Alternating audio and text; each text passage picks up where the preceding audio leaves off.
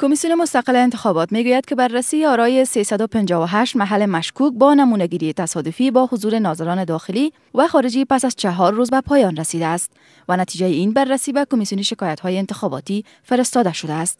سخنگوی کمیسیون مستقل انتخابات میگوید که بررسی آرای مشکوک را بر بنیاد دستور کمیسیون رسیدگی و شکایت‌های انتخاباتی انجام داده است.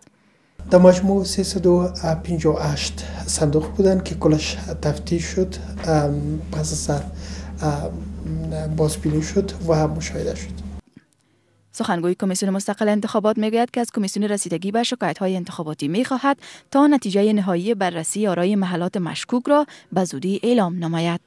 از سوی دیگر امروز برخی از نهادهای جامعه مدنی در یک گردهمایی پشتیبانیشان را از موضع‌گیری سازمان ملل متحد در جریان انتخابات اعلام کرده میگویند که نماینده ویژه سازمان ملل متحد در روند انتخابات بی‌طرف بوده است.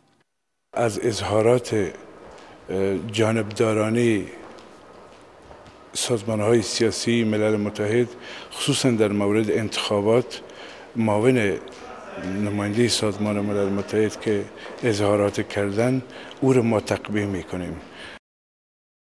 گفتنی است که پیتر گالبرایت معاون برکنار شده نماینده ویژه سازمان ملل متحد در افغانستان کای آیدی را به طرفداری از حامد کرزی در جریان انتخابات متهم کرده است. ناظران اتحادیه اروپا و شماری از نامزدان ریاست جمهوری تقلب‌ها و تخلف‌ها در انتخابات را گسترده می‌دانند و می‌گویند که 1,500,000 رأی تقلبی به سود 3 نامزد مشخص به صندوق‌ها ریخته شدند.